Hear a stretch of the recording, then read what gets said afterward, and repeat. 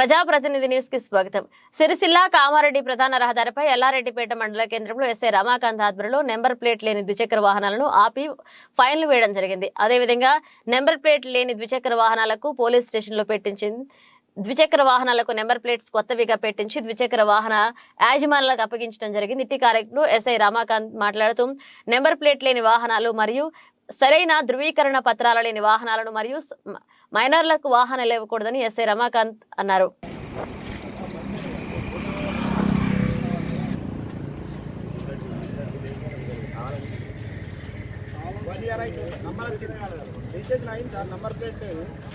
పెట్టుకోమంటే నేను వాళ్ళ బాధరాత్రి AR Kaleshwaram phone చేస్తున్నాను.